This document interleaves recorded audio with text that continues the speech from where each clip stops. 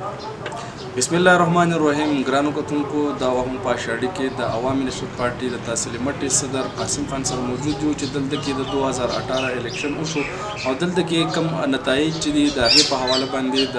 قاسم خان نه به تپوس کوو چې هغوی په دې حواله باندې څه وایي. 2018 د الیکشن خبر وکړه په دې باندې خو د ان پی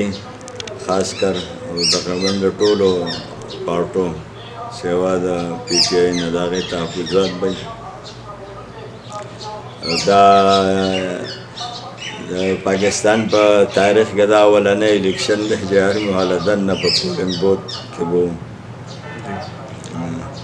او دغه د الیکشن هغه پروسس چې دی خاص کر د ان پي دپاره ډېر مشکل و. ان پي بیچ ټوپۍ چې به د چا په سر و نه هغه به داسې ازادانه غوږ ته نه پرېښودی کېده، هغه به یې تنګاو واپس کاو روکاوه به او خاص کر زیات که ته وګورې نه که د کے پي کے په سطحه ته والې چې په اسمبلۍ کې د خبرې خاوند دی نو هغه یې د اسمبلۍ نه بار کړ. دا زموږ پارټۍ نن میټینګ و، هغې په 30 تاریخ د احتجاج اعلان هم کړی، انشاءالله په هغې کې به زموږ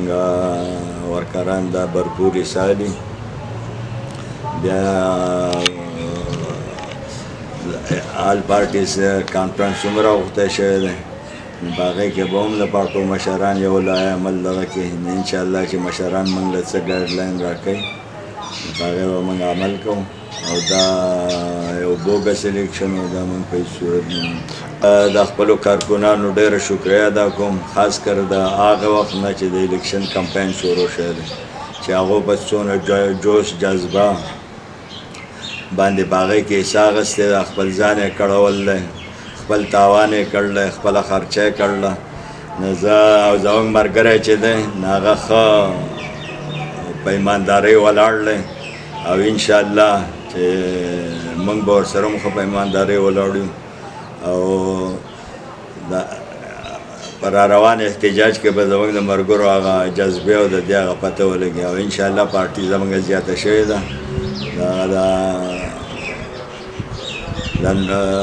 کسان موږ له شمولیتونه زموږ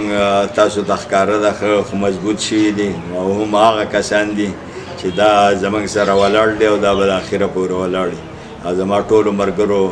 ته دا دغه دی چې انشاءالله ښه د ورورۍ هغه تعاون او دا به یو بل سره کوو.